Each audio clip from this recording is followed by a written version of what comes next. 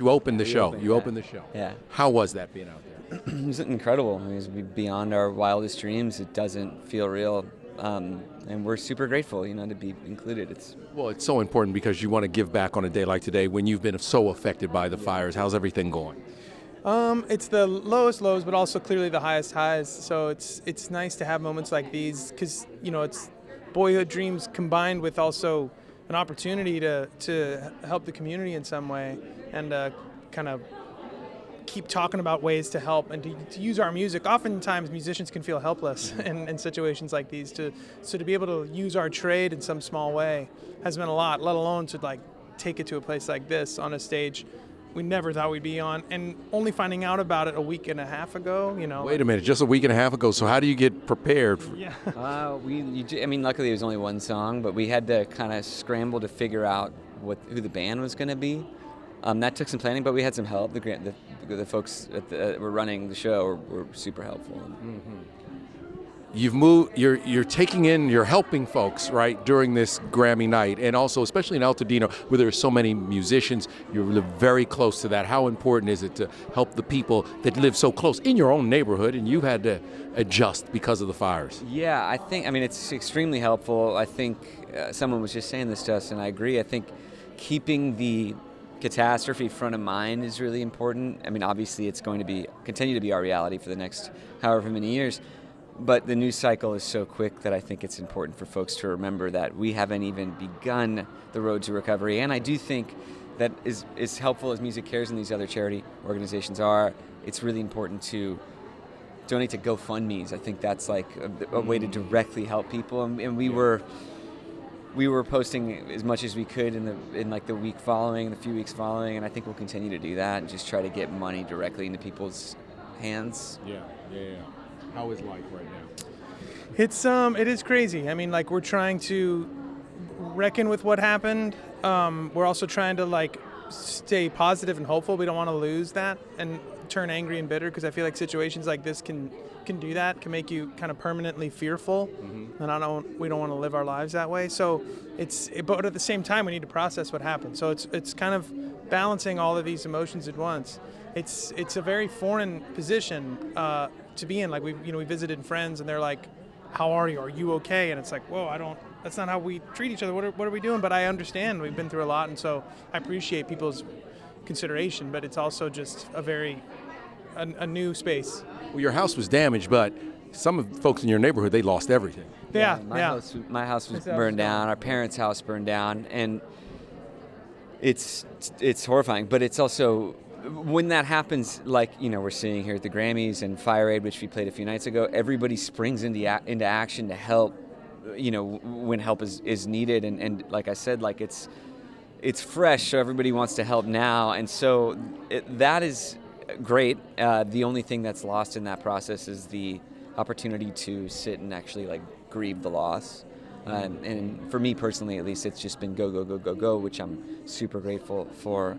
But I think in the coming weeks, I'll have a chance to kind of settle into it. Yeah, because your studio was gone too, right? The studio, everything was gone. It's all gone. All our instruments. Yeah.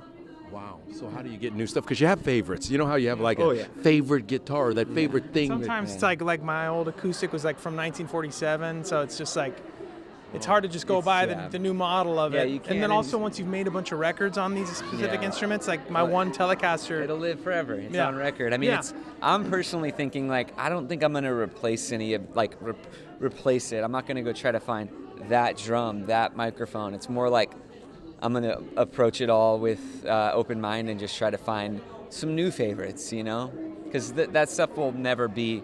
Recreating something like that just seems impossible. Yeah. How's family doing? How's everybody else doing? They're stoked about tonight. Yeah. He has an 8-day-old kid. Yeah, I just had a son. You just had an 8? Yeah. It's wild. I mean, my wife was supposed to give birth at the end of February, and then we had just gotten into this house that we're currently in the valley for about a week and started to make the nursery and all that, and she was having a tough time because it was a lot, and I kept reassuring her, it's a lot, but we have time, and then 7 hours later her water breaks. He just couldn't wait to tap into 2025. Yeah. So, but I will say it's as hectic as it is, it's also the kind of the greatest time, because I have so much going on, and now it's all about him. And so it's helped ease the pain of the last few weeks. How's your family doing?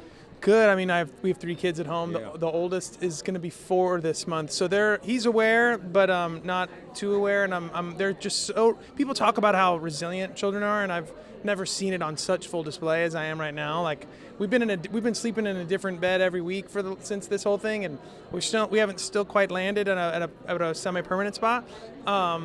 And they're all just rolling with it. And they're happy, they're laughing, and so that gives us so much gratitude and peace of mind. How'd you know what to take? I think that's the hardest thing for people to do. How did you decide what to take? Well, It's a distinction that happens so quickly, at least for me when I was in it. We didn't think we had time because there was not really much communication, and my only thought was anything living gets in the car, leave everything else. yeah, for us it was like it was later in the night, and once it got real, it got real really fast. Even though the structures weren't going to burn for another 5 hours, or 6 hours, looking out the window, this big red ball on the hill, and the winds being what they were, and the power going out right in that moment. It was just like, we need to get these kids out of here, and our dog and our cats. So we didn't grab anything. We went back the next day once we found out the main structure was still standing to grab a few things. But now, since then, we've been told that basically everything is inside is like lost, like all the furniture and soft goods and clothes and toys and literally everything, because of all the toxicity in the smoke. Right. So it's weird. It's like looking at our house right now with a mask on or something. It's sort of like visiting the bottom of the Titanic, where it's like, it seems like it's all here, but it's not here. Our former colleague Cameron Matheson is not too far from you, and he lost his house. It is the most heartbreaking thing to see him when he had to return to his home, and he was just overcome with the emotions of that moment. You did one last thing. Being out at the concert yesterday, how refreshing was that, though? The fire on Thursday. How refreshing was it being at the concert on Thursday? It's incredible, man. I mean, it's like, I don't really know how else to say it other than that my life has just been so surreal. You know, it's like we're contemplating the loss of everything, and yet it's like we're doing the Crosby part, and with Crosby, Stills and Nash, it's just like, this is so unimaginable. I think, and obviously seeing everybody come out for LA is endlessly inspiring, and just, I mean, it's on so many levels. It's incredible, and it was a nice way to kind of commemorate the loss.